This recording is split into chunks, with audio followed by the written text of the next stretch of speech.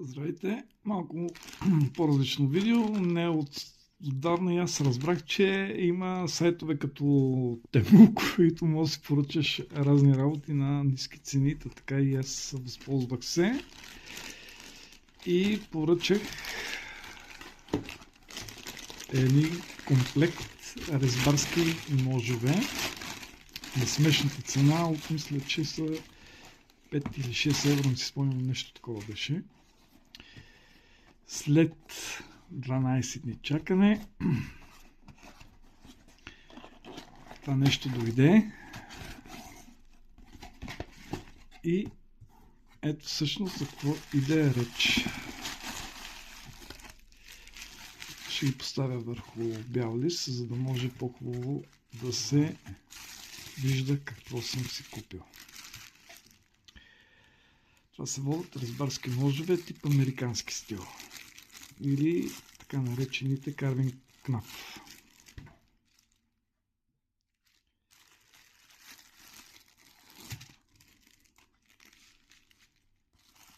Тук ще ги отпечатвам.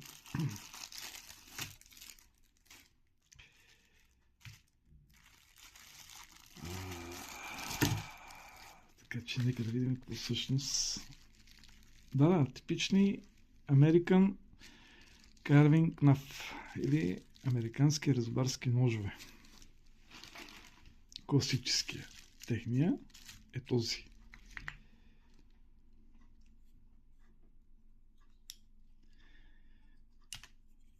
Ето това представлява. С една особеност. Тук е заточен двустранно. Както казват, хубава работа, ама китайска. Плюс това заточката е просто да има заточка. Така че ако нещо ще се случва с него, той трябва да се заточи хубаво. Самата дебелина на ножа признавам, че е добра. Може би 2 мм, нещо такова.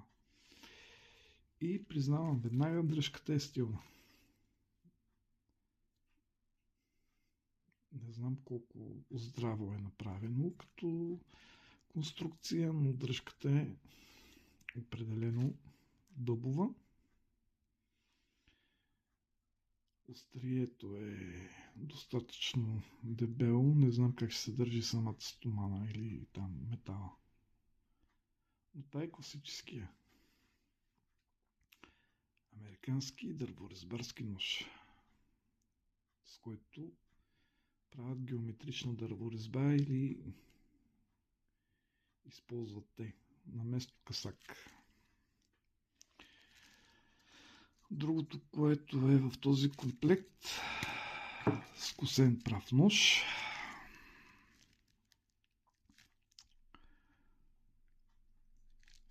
Пак заточен двустранно и от двете страни.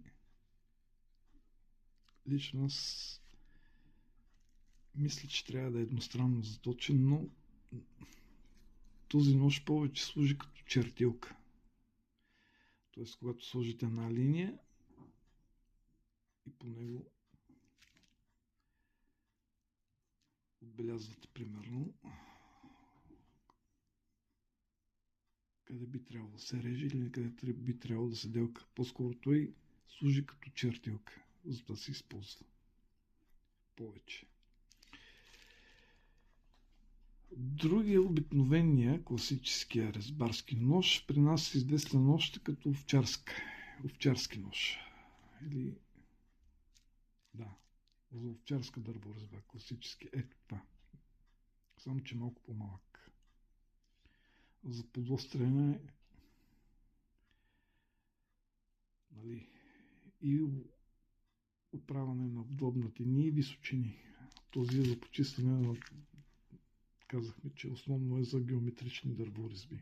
Този се правят разни елементи и се почиства навътре. Този се дооформят елементите. И той е заточен двустранно. Не знам дали е видно. Дебелината на метала. Би казал добре. Друг е въпросът как би се държал.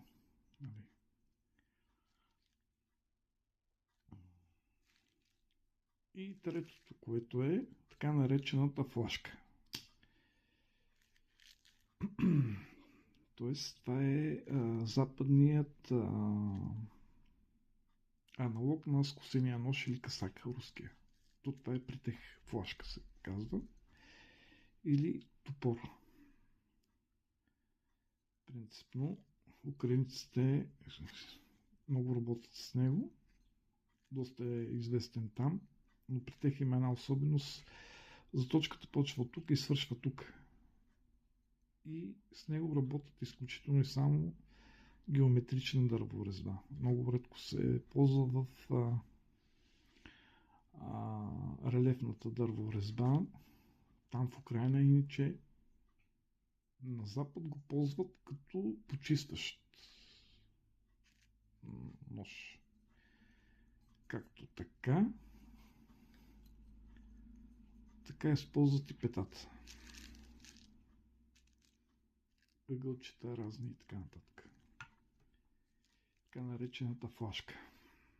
Или скосения нож. Касак. Да, той е по-различен, но общо взето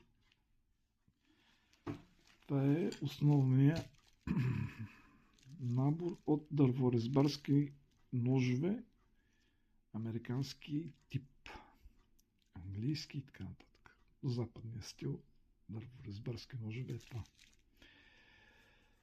Дръжките са направени много кадърно, признавам си, са много класни.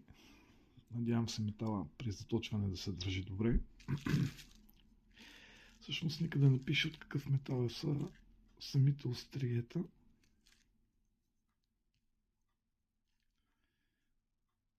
Дали е видно. Но са достатъчно добра ширина. Имайки предвид, че това са ножове, които в случая при нас почистват.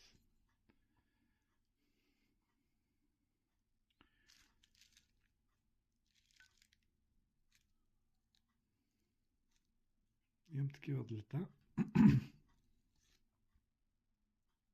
Едностранно заточени. Пак ви казах, там на запад това се ползва като чертилка.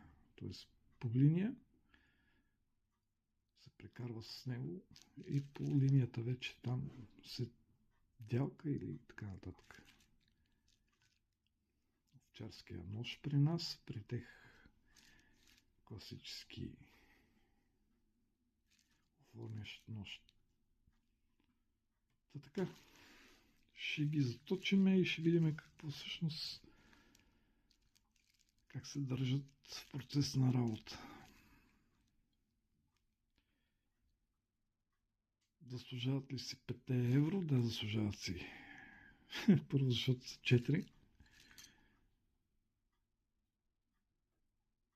Второ, са специфични профили.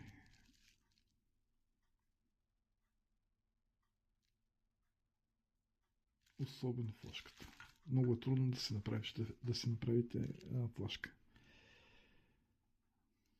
Почти винаги при изрязването на какъвто и да метал за оформяне на нея, с флекса или с бушлайфа, тези 5 мм почти ги унищожавате и почти никога не можете да я заточите като хората. Докато тук имаме един готов продукт, който единствено и само ще се заточи и ще се пробва. Това е точно на лазерениче, личи си.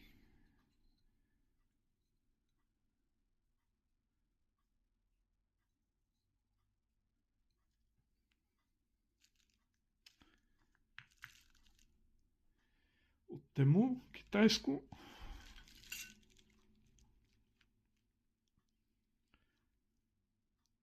Американски резбарски ножове. Чао, до нови срещи!